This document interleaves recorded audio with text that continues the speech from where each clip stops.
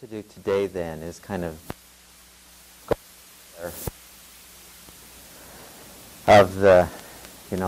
what we know about the stress response as a means for keeping us alive when we're really in danger, and analyze us when we continue to have the stress response going, but we're not in any danger. Now, we said the other day that the stress response looks like this. We're at homeostasis. Okay, and time's moving this direction. And then what shows up in our, what did we decide this item right here is? A perceived threat. Doesn't matter if it's real or not.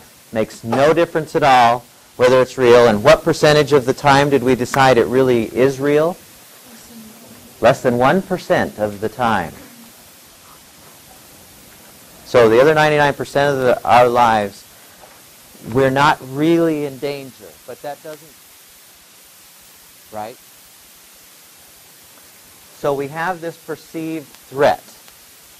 And we initiate this fight or flight response. And we talked about how all of these different things take place immediately, instantaneously, flood the body with hormones, with blood sugar. We didn't mention that one. We actually have an increase, and this is important for those of you who have diabetics in your family. Is anyone diabetic in here? Do we have any diabetics in here? If you're always in the stress response,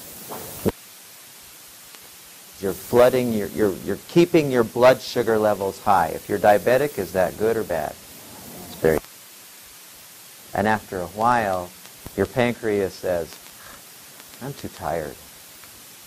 I can't handle continually putting insulin into the bloodstream. There's so much of it in there. And then, what is that? What do we call that person whose pancreas? What?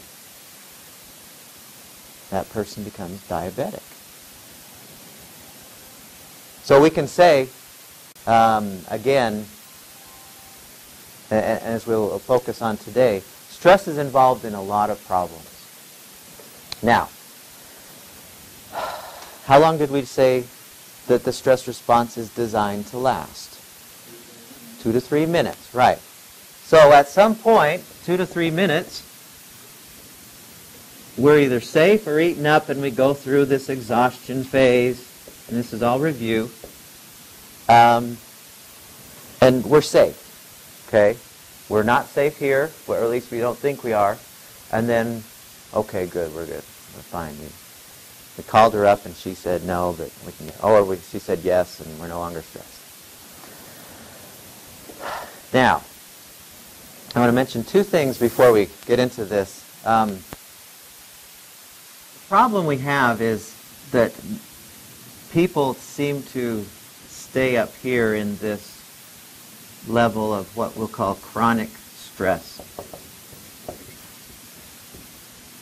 In other words, they do not continue to, or they continue to say in their mind, for whatever reason, the equivalent of, uh-oh. Okay?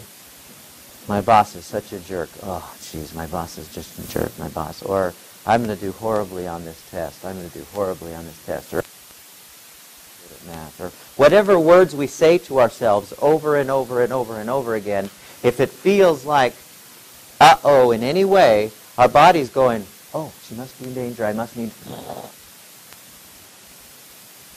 Remember, that part's unconscious. Okay? And so we stay up there. Now, before we get into the problem with that, I want to mention a couple of things. I think somebody in here, I believe, asked this question. Is there a certain amount of stress that is useful? Did we ask that in here? Somebody asked that. And it was a great question because we like to think, well, I don't want any stress.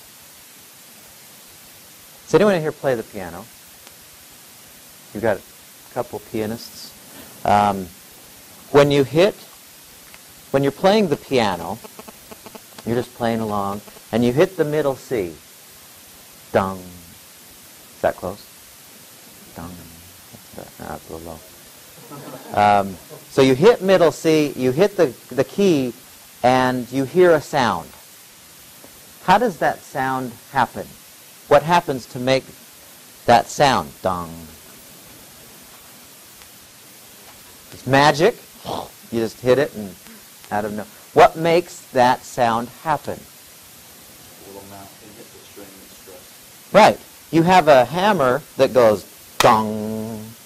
That's a string that is tightened at a certain level of tension, right?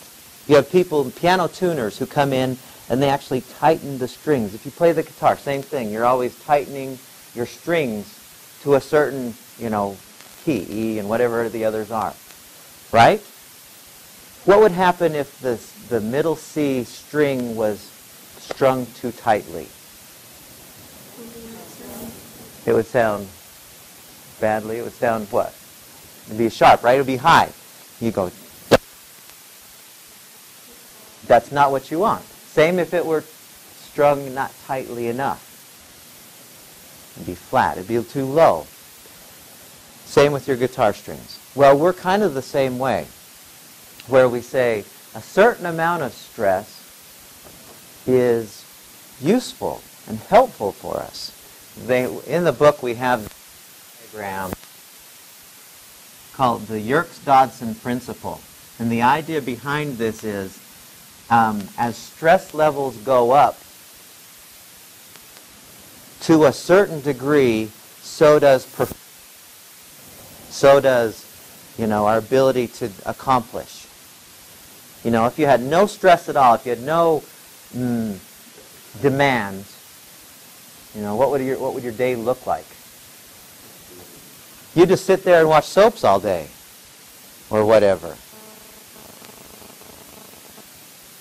That would be stressful for me. But you get the idea. We need a little amount of stress. I mean, being here, it took some demands to get to here, but you're glad you did.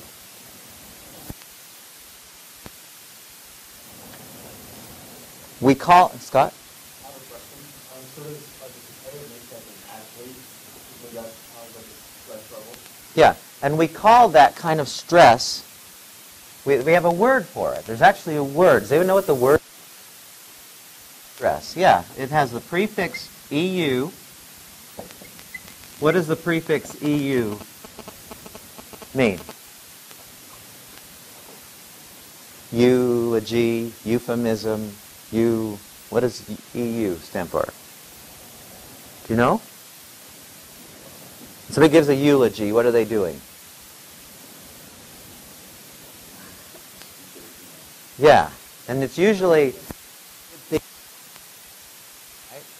the word EU, the prefix EU means good. This is the stress, like we have in sports. Like we have when we're trying to attack the mountain. You have a Viking, you have a certain amount. You are doing something you really enjoy. Kayaking down if you love kayaking, and you're going down, and it's kind of tough, but you're enjoying it. There's no sense of threat there, is the main difference. And as this increases to a certain point, we're good. I don't care a lick about this part, as far as what we're dealing with in this class. What's the opposite of eustress?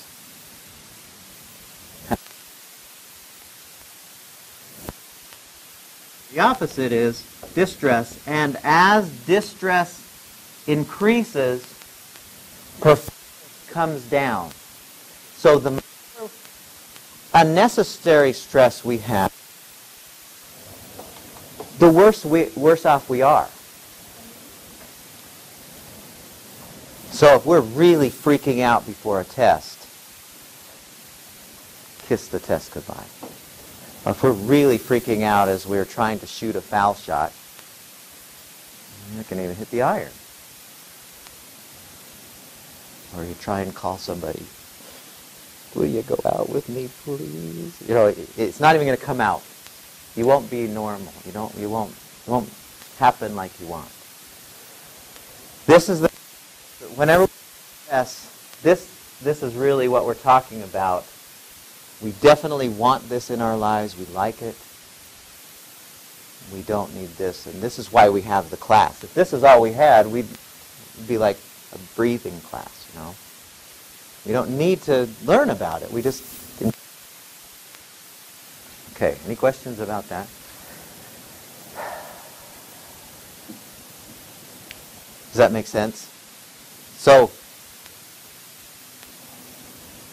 in the video, we could spend a lot of time learning theology of the stress response, and that would really be boring. There's really two systems in the body that I want us to be familiar with related to the stress response. And we're just going to spend like a couple minutes. There's textbooks, thick textbooks, that explore just the physiology of the stress response. Spend a few minutes on it. Because there's two components, or there's two systems of the body that I want us to be comfortable with. I want us to be like, yeah, that I understand. Maybe one more.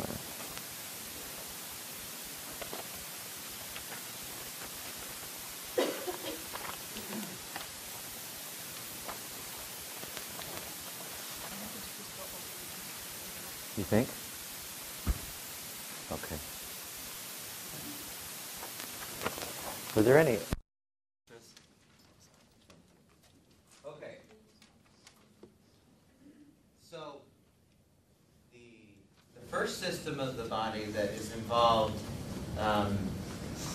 is when you have a thought about something, you're primarily dealing with what system? When it's happening, you're thinking about something and things start to immediately take place, primarily, well, not necessarily primarily, but the nervous system is one of the two systems. And we have two parts, I'm going to make this as simple as possible.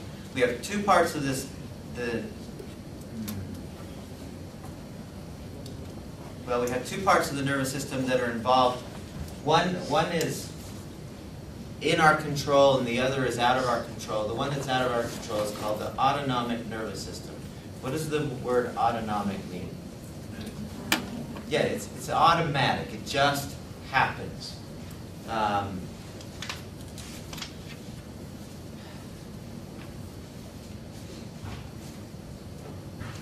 So you remember the other day when we said we have the uh-oh thought here, and then immediately after that we have the flood of activity.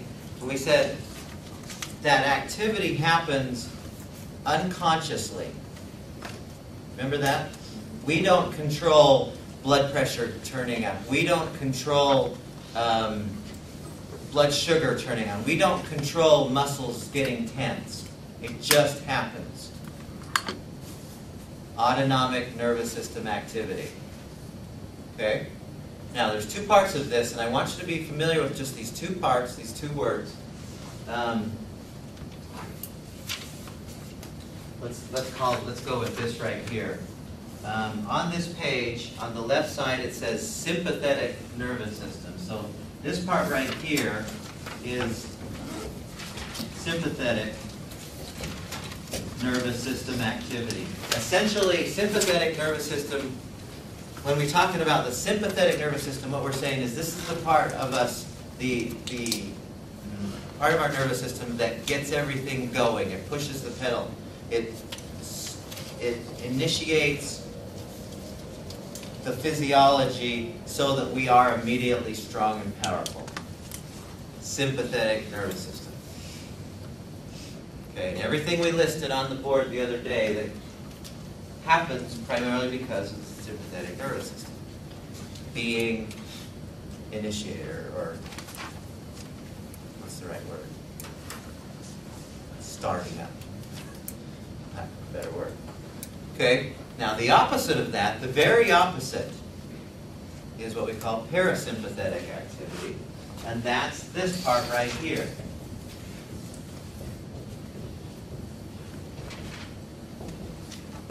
Parasympathetic just means essentially everything happening the opposite way. So as heart rate increases during the stress response, during sympathetic activity, heart rate would decrease in parasympathetic activity. And the way we initiate, get this, the way that we initiate parasympathetic activity is we eliminate the threat. No threat, the body says, oh, I can relax now. That's the main component of it is, if you get rid of the threat, then immediately you have body returns to normal. Heart rate returns to normal. Blood vessels return to normal. Immune system turns back on. Digestive and reproductive system turns back on to normal levels. All of those things return to normal. Okay? So that's one system. That's all you need to know. There's way more, but that's all you need to know. What's the other system? The primary system, they mentioned it very briefly in the video that's involved. Okay, yeah, I guess we could say the circulatory system because it moves this other system. It's what in which this other system moves primarily. What are we talking about there? I'm doing a horrible job. What did he say? There's two key hormones involved. Cortisol and adrenaline, right? Those are part of what system? What? I heard somebody say.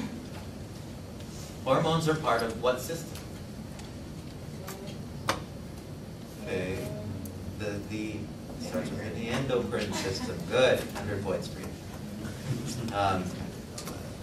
Endocrine system. So you have the nervous system, you have the endocrine system. The endocrine system starts those two hormones flooding every cell in the body. They raise blood sugar. They get all of those things that happen that we wrote on the board the other day are because of those two systems immediately cranking. Okay. Are we all good with that? That's as complicated as we need to be. Now, what I want to do for the next little while today is explore what happens to the body if we continue to not come out of the stress response. Now, before we do that, I want to talk about one other thing. Has anyone in here ever gotten really drunk? No one's going to admit it. I used to ask, has anyone ever smoked marijuana? Somebody cares. I don't think you should be asking that. How about seeing someone? What? Seeing someone get drunk. No, I saw a hand over. What's your name? Andrew. Andrew, okay. And we've all probably seen somebody get really drunk. Do you mind if I ask, Andrew, how drunk were you? I couldn't speak. It was Saturday, my sister's wedding. I had to be carried to the car. You had to be carried to the car? Well, I helped to the car, so. Really? Okay. So, how did you feel the next morning? And maybe, you're quite a big guy. Maybe it didn't affect you quite as much, but how did you feel if you were that intoxicated the next morning? Do you remember? Yeah. Oh yeah, I had to get up and do stuff. But you didn't want to, have you? Wasn't too bad. I just had a dull headache, a little bit of disorientation, where you're just kind of not really sure what's going on. Sometimes like you kind of phase in and out. A little bit of an upset stomach. Other than that. So you were, by virtue of your size, you're able to metabolize the alcohol a little bit more quickly or whatever.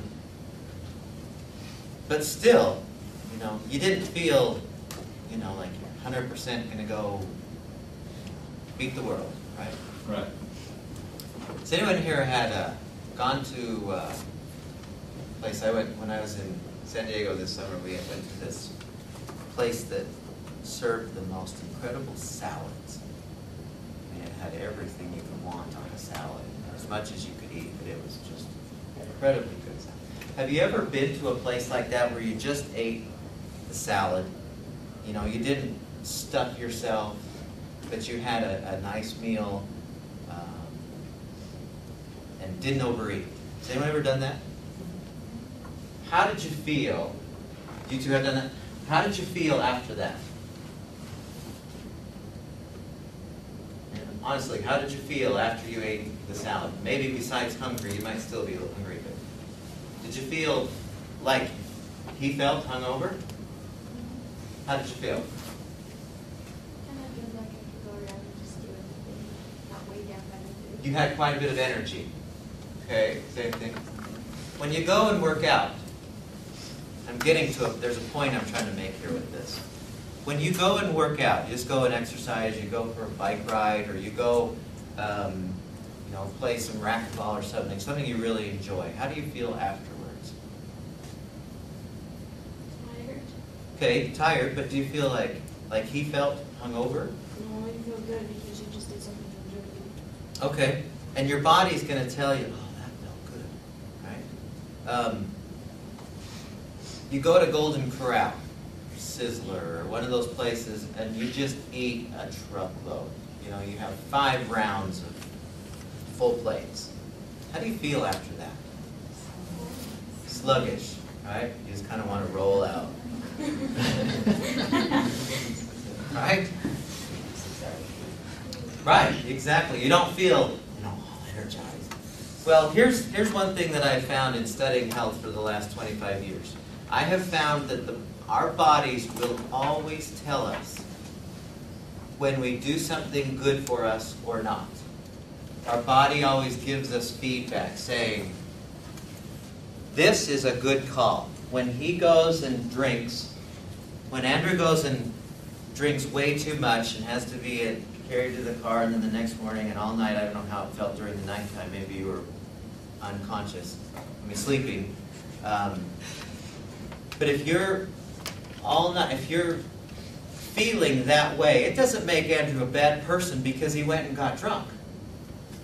It just, his body's going to tell him, that's a stupid call to do that. You're still a wonderful, great, terrific person, but you did something, you know, you ate at Golden Corral and you ate 5 rounds and your body's going to say, bad call, because how you feel.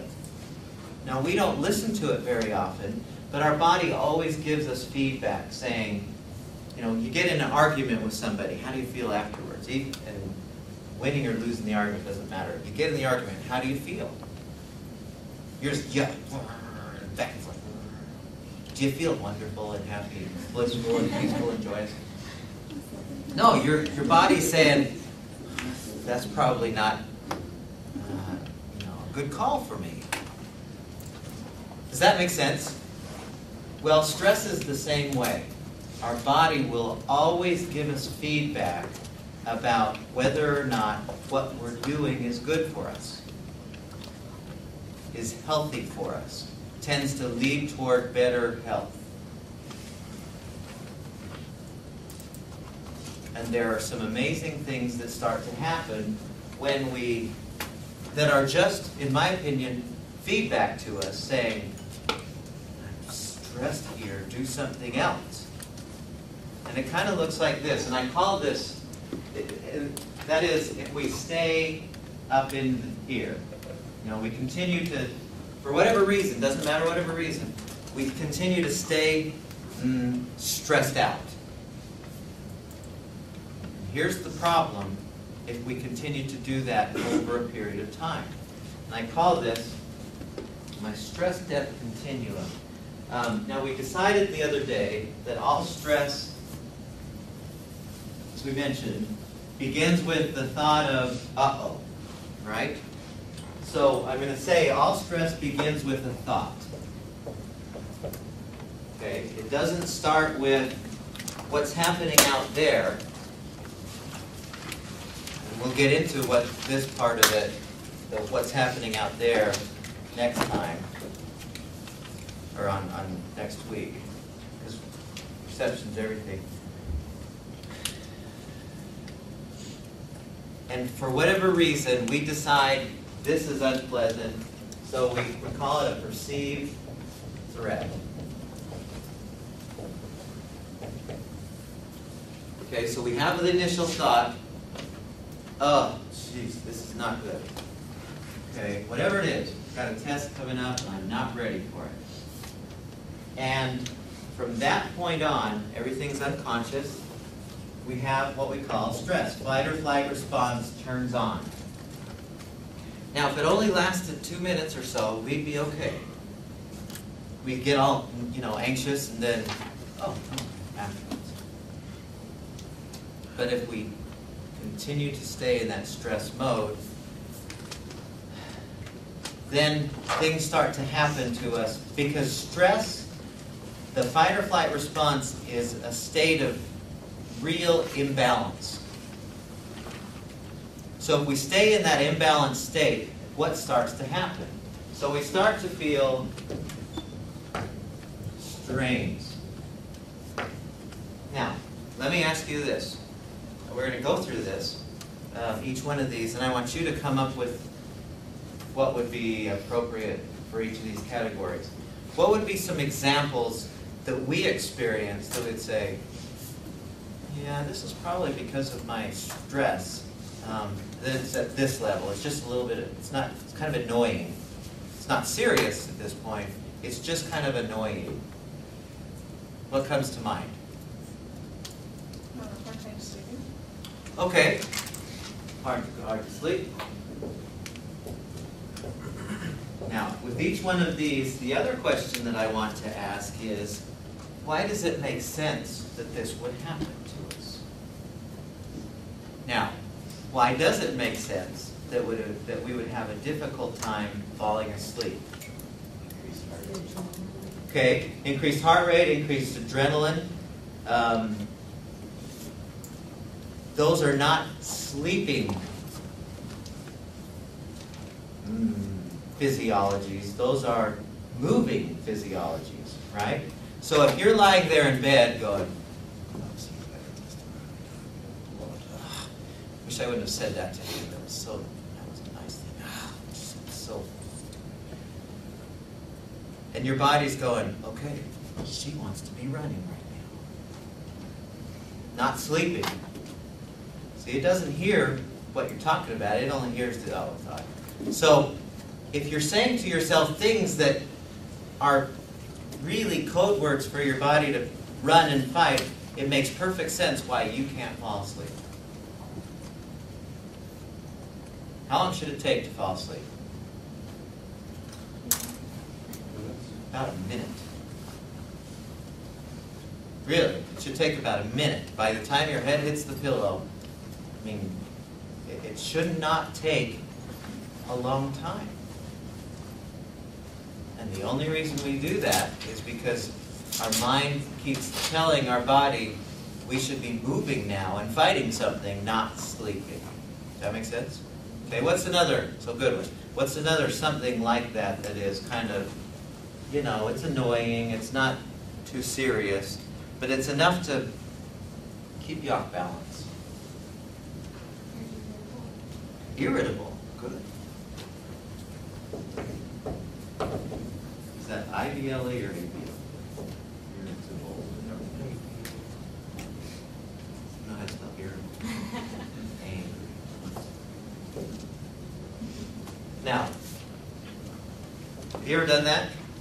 You had a really rough day, and whatever happened during the day, you go home and there's a cat, and you go, bang! And the cat didn't do anything to you. I know, that's awfully mean, I'm sorry. Or the dog, okay, the dog. That's even worse.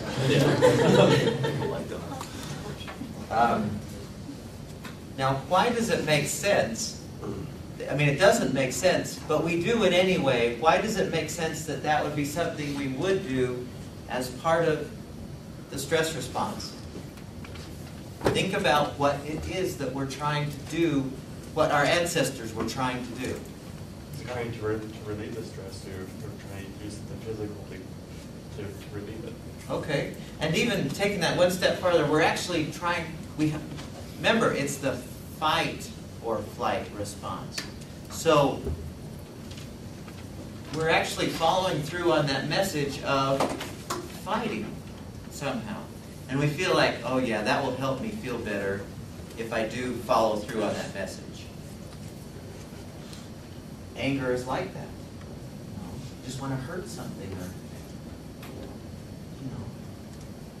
at least emotionally somehow. We'll talk about anger. Anger's an interesting one. Okay? Does that make sense? Now, okay, what else? What else can we put here? Headaches. We're going to hold that off until a little bit later. Who said headaches? We'll hold that. That's a little further down the road. And yes, it's something. Anxiety. Anxiety. Just general anxiety. Like what? Give me an example. Can't wait for something. Oh, so you're anxious. Yeah. So like, the bus isn't here, I know I'm going to be late, and you start to feel that. Is that what you're talking about? Well, like right now, I'm anxious to go back home in 2 weeks. What do you mean by anxious? Like, I can't wait for it. I'm just like going and going, and I just can't stop thinking about it. Okay. Remember, the fight or flight response is a wanting to go feeling. So that makes sense. You want to get moving. It's so funny, I was teaching this women's group once, meditation. They just asked me to come and teach about meditation. There's one lady there who, I don't know if I can do this. If this pops up, just push it back down. But she was like this the whole, let's see. Her legs are too fat. Her foot just kept moving like this. And can everyone see that? She just kept moving her foot. And you could tell she had that same kind of feeling like, okay, I'm here, but I know I'd like to be somewhere else too. And so we did meditation. We taught her how to meditate in this class. And after it was over, she went, and she actually raised her hand and she said, this is the first time I can remember when my foot doesn't just on its own want to move. She just, that anxiety or that desire to move disappeared when she came out of the stress response. Does that make sense? So good one, yeah. Anything else you can think of there?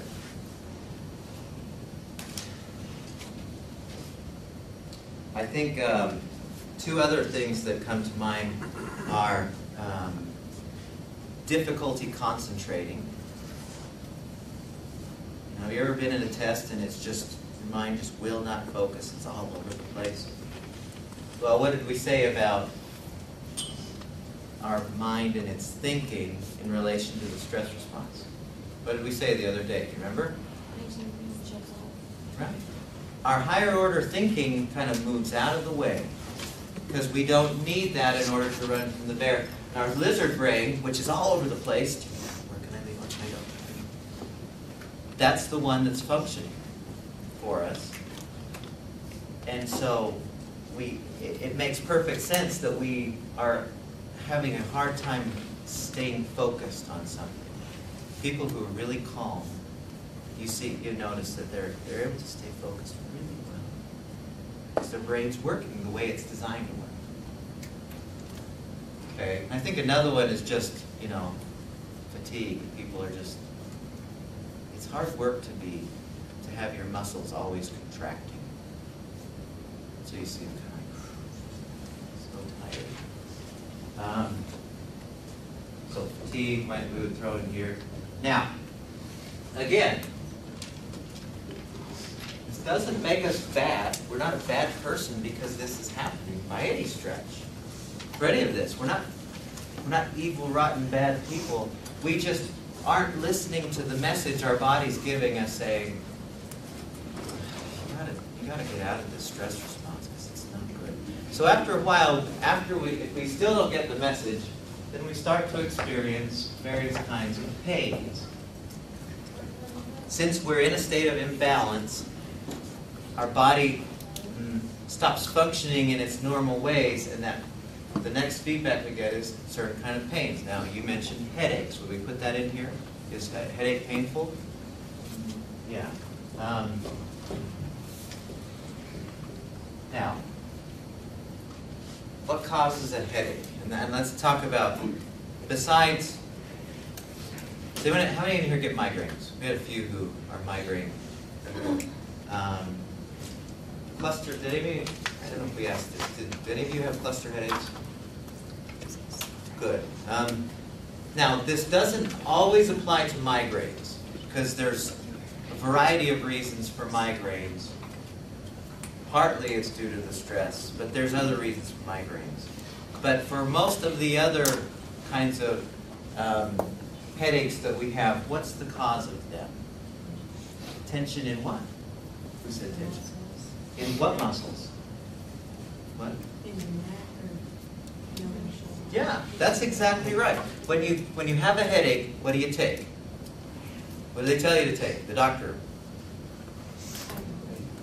And what's that designed to do?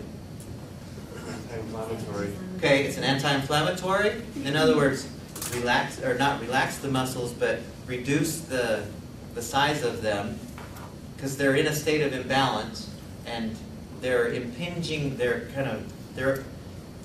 if you have a muscle that is constantly contracting. Any weightlifters in here? Who lifts weights? Some of us must lift weights. So you lift weights and you're doing these silly curls. You're doing your 13th rep with 200 pounds, right? That would be. How long can you hold that? Not very long. And if you tried to hold that, what do you start to feel in your muscles? It hurts, doesn't it?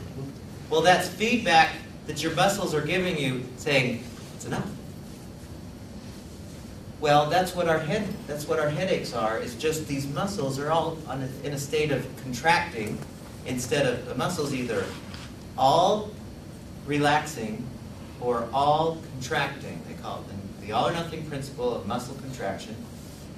They're either all contracting or all relaxing, and if they're in a state of contraction and continuously in that state of contraction, there's nerves underneath that are going, it hurts. Headache. So you take some kind of an anti-inflammatory or a relaxant, right? Do they work? Yeah, they do. Short term, they don't solve the problem, but they work to relax the muscles. There's better ways. We can fix most headaches. Okay, what else would we put into this category? Muscles ache.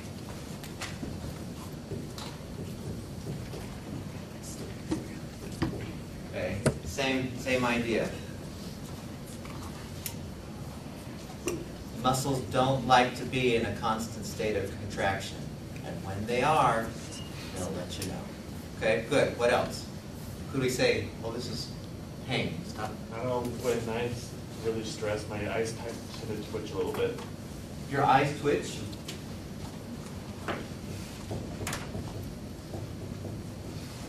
That sounds like some kind of an imbalance going on there of muscular and nervous system activity. I often wonder, have any of you known people who have that, what is it, restless leg syndrome, where at night your leg just, you're just lying there and suddenly you're kicking whoever you're sleeping by or whatever. Have you ever had that? You ever seen people with that? It's very common. Well, in my opinion, I think that is one way that our body's just naturally releasing stress. It's trying to unconsciously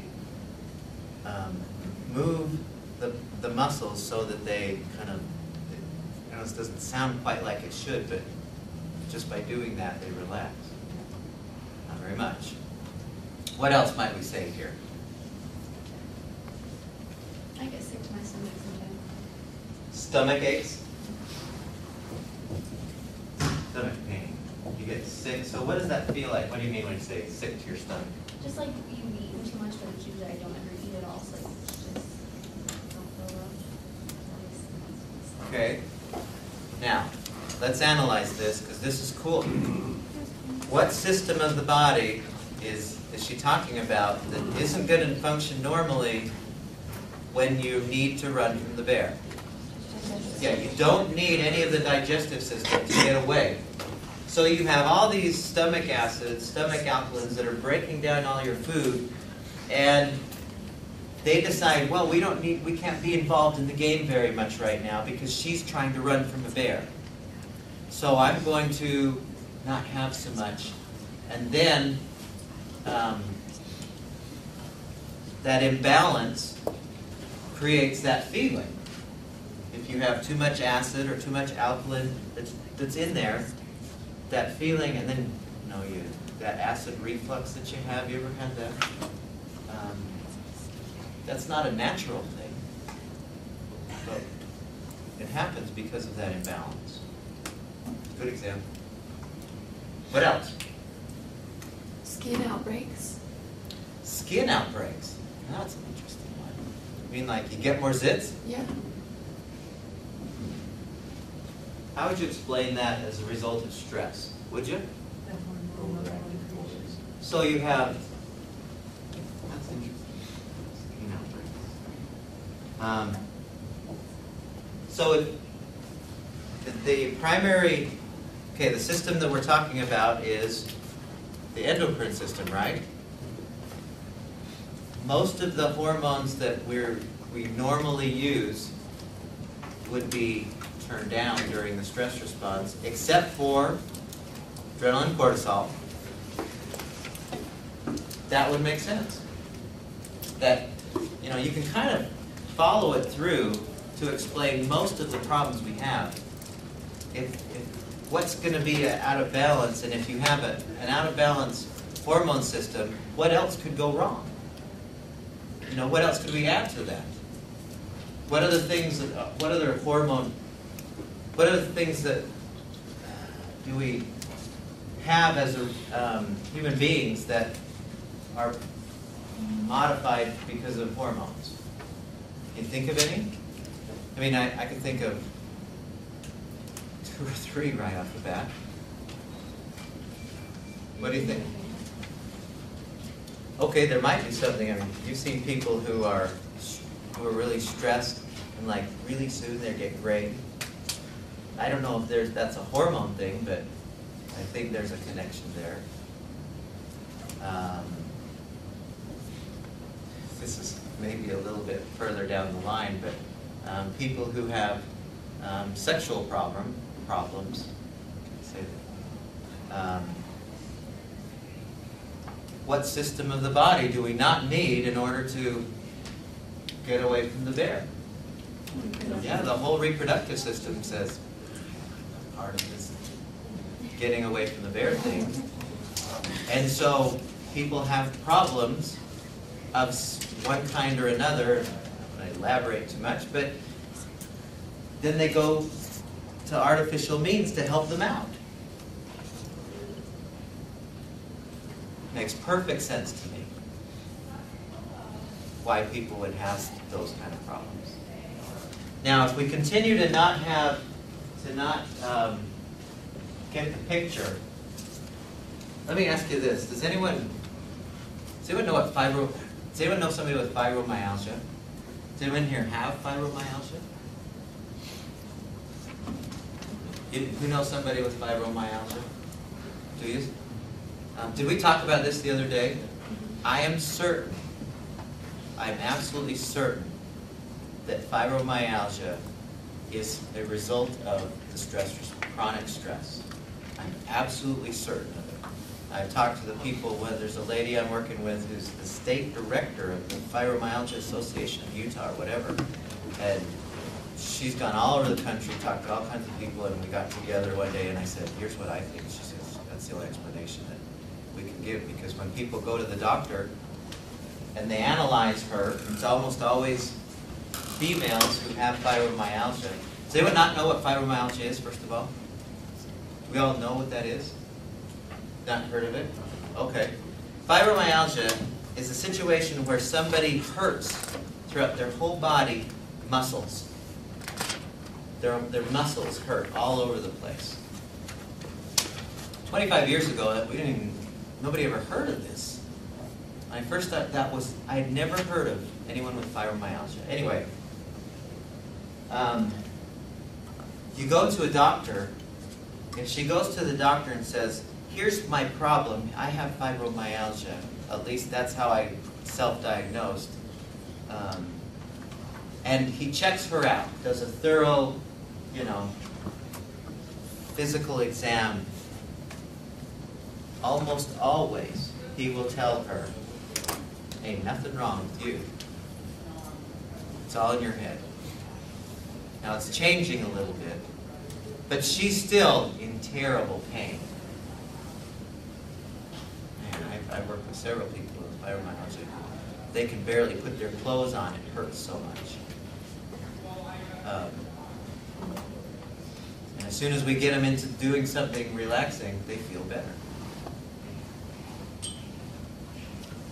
So yeah, there's a real connection there. If you're always constantly tensing your muscles, pretty soon they're going to say, ouch, this hurts, please do something else.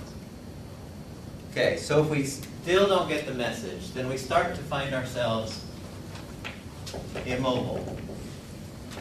In other words, our body says, oh, this hurts so bad, I don't want to do stuff. So what would be examples of this?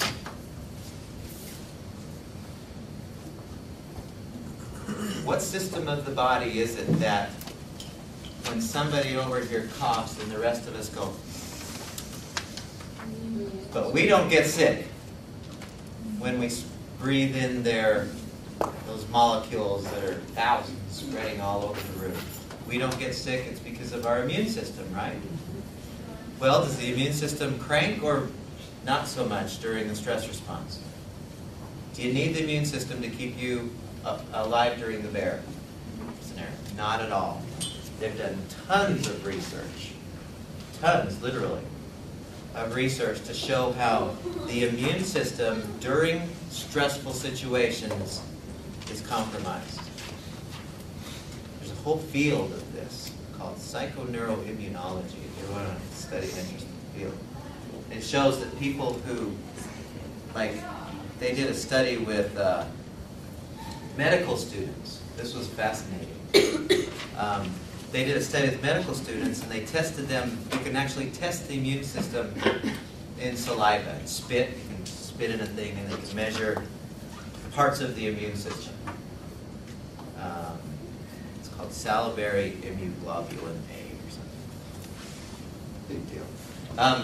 So they tested them at the beginning of a semester, and then they tested them again right before a really, really, really hard test that this was medical students had to take, and it was like night and day difference how much immune functioning was happening during the non-stressful time versus the stressful time.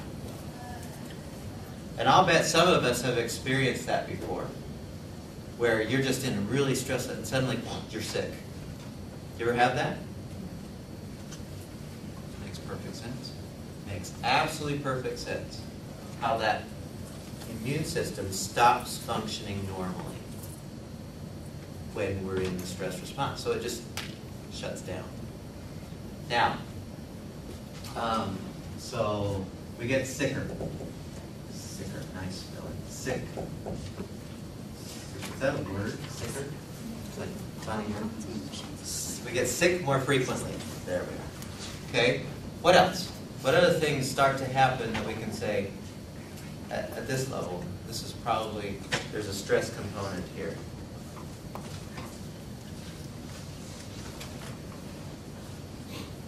Do ulcers fall under that category? Yeah, maybe a little bit further down the road. There's two more categories, and I'm going to put ulcers maybe a little bit further down because it's kind of a little more serious than this. Well, it's close though, but you're thinking along the right lines. Good job. Okay, what else? Where people just, for whatever, what might be those reasons where they just stop functioning normally. Think of the mental, emotional world. And they get depressed. Depression.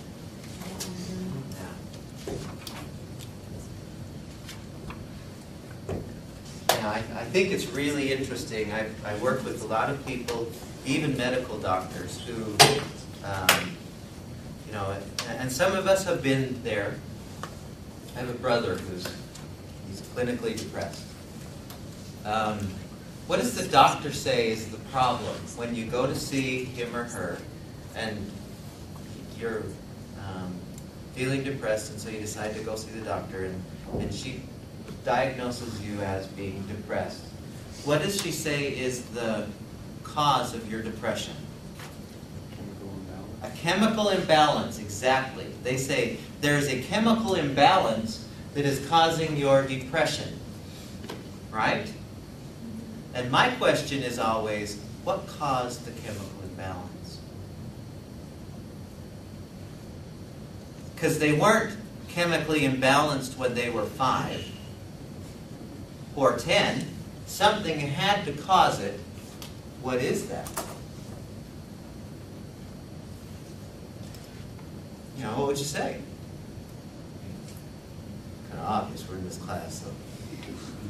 But everything about the stress response says put the body out of balance, including all the hormones, depression, and everything else.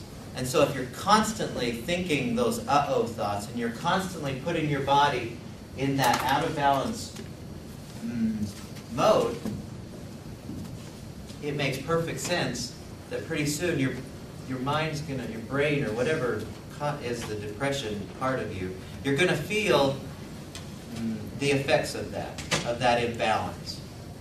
Does that make sense? I'm absolutely convinced, after having been in this field for as long as I have, depression is most of the time a fixable problem with healthy means besides drugs. I had a professor when I was going to BYU. He was a professor in psychology. I was in psychology. He was a psychiatrist, and he would see people down in Provo. That's a depressing place.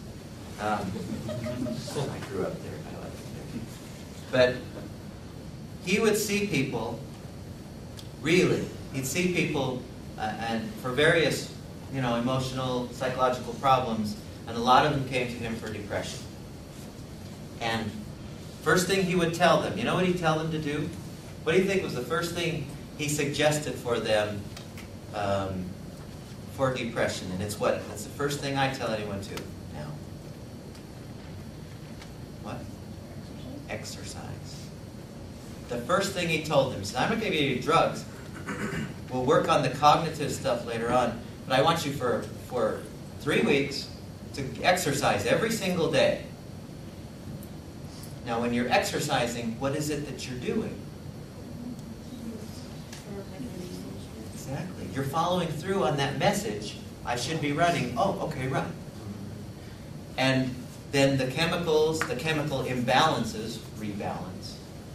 And he said he lost fully 1/3 of his patients. Now, I don't know for sure if they just went to somebody else. That could have been.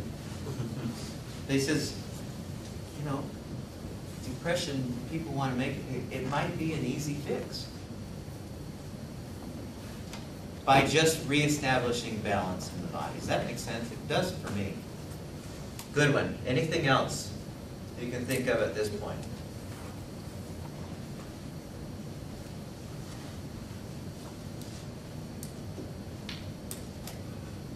Anything? What is the athlete? What happens to the athlete or especially as we get older, the weekend warrior runner who hasn't done anything for a long time just takes it up overdoing it. Stress-related injury? Yes, stress-related injuries. Now that's a little more physical, but certainly the body's the same, mind-body's the same all the way through. In other words, if you overdo something at the physical level, your body will let you know that's too much injury. Okay, now, if we still don't get the message, then we start to experience a variety of diseases.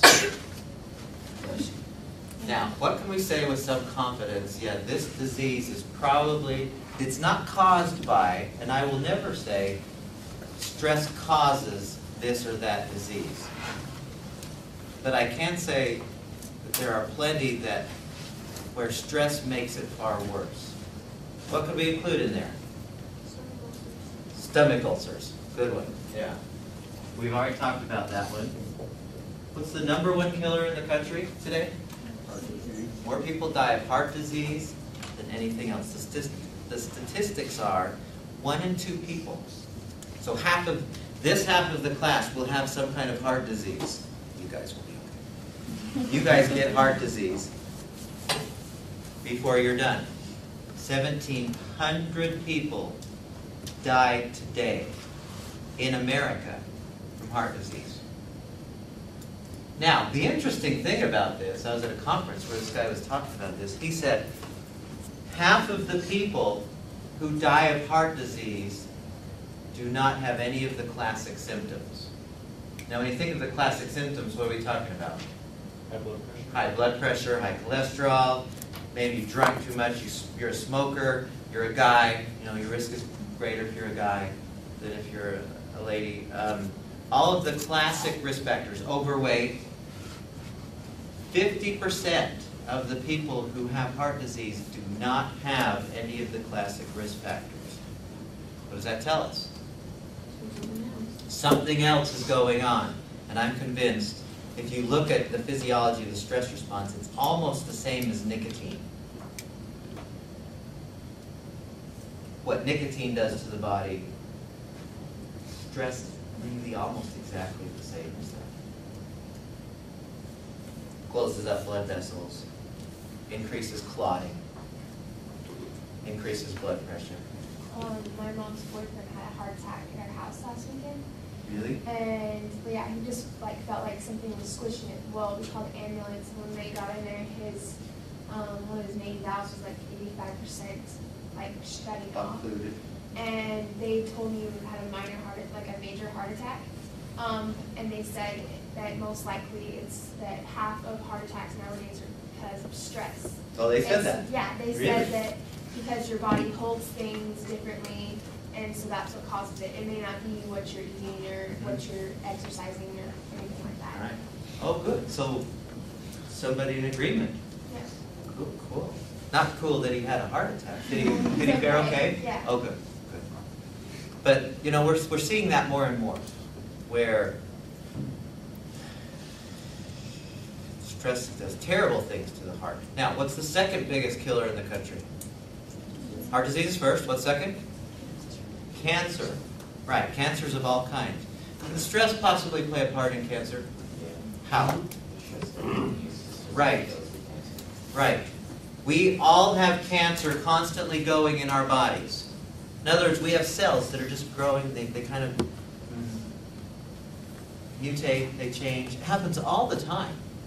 But the cool thing is, every time our immune system sees something they call it non-self. In other words, it's not the normal part. It just goes in and eats it up. Macrophages. It just eats them up. No problem, right?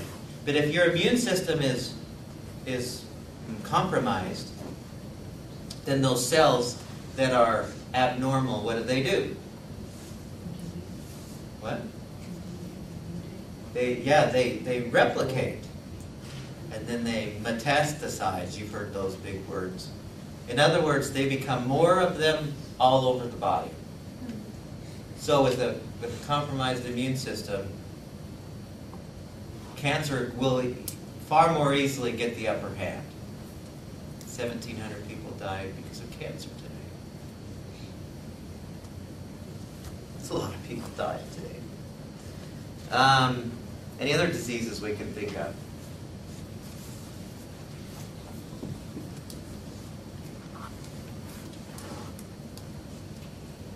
Think of diseases that are in our families. Diabetes. Is there a stress component there? Yeah, absolutely. Blood sugar problems. When your body's in the stress mode, you have an increase in blood sugar, and after a while, the pancreas just says, too much, can't handle it. Sorry, it's shutting down. And then you've got to fill yourself with insulin all the time to try and balance that out. Alzheimer's, now that's an interesting one. How would you explain that? I don't know about Alzheimer's for sure. I honestly don't know. But why would you say Alzheimer's? Well, you forget things. So, like the memory part of your brain is something that's not working when your stress response. So maybe it just like gets used to not working. Maybe so. I'd never thought of that, but that would be an interesting thing to check out. I'll buy it. High blood pressure. How do you tell if you have high blood pressure? You look at somebody and go, oh man, you have high blood pressure. You need to relax. Can't tell, right? Silent killer. But is there a stress component? Definitely.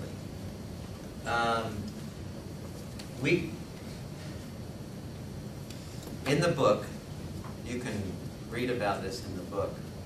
We actually went through, and there's a list about this long of different diseases where as we were looking through the research on it, where their stress plays a part. Let me give you this handout on this today.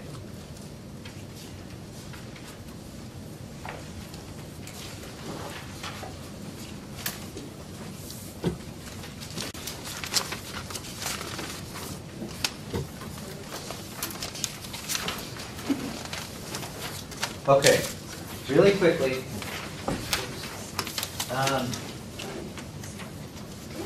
I'm not going to go through this. This is just kind of a reference, but there's one on here, one or two that I want to hit, and then the final statistic. It'll show up on your quiz. I think it's one of the most interesting statistics or pieces of evidence to show that something's going on here that I've ever seen. But the top one, it says 60 to 90% of doctor visits are stress-related. We lead the league in Utah anyway in depression medication. More than any other state, more depression going on. Now, we could spend an hour talking about why that might be. There's a lot of people here in Utah who don't feel very good. We just don't feel good. And so we go to the doctor.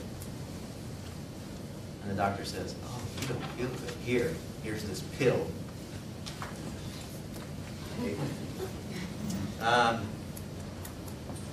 Down here lower, it goes into some of the research on the top, and then some of those parts down below looks at how it's even affecting us economically. I really like the one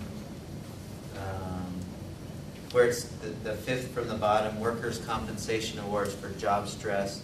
Rare 3 decades ago, have skyrocketed and threatened to bankrupt the system in some states.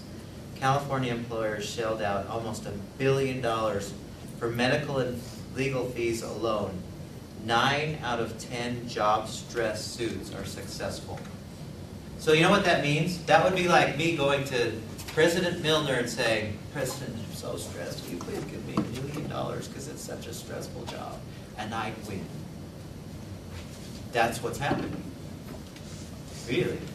Now, the final statistic, and let me see, if you've heard this before, if it was in the other class, I don't know if I mentioned this or not in the other class, but the most interesting statistic, more people in America die on a certain day of the week than any other.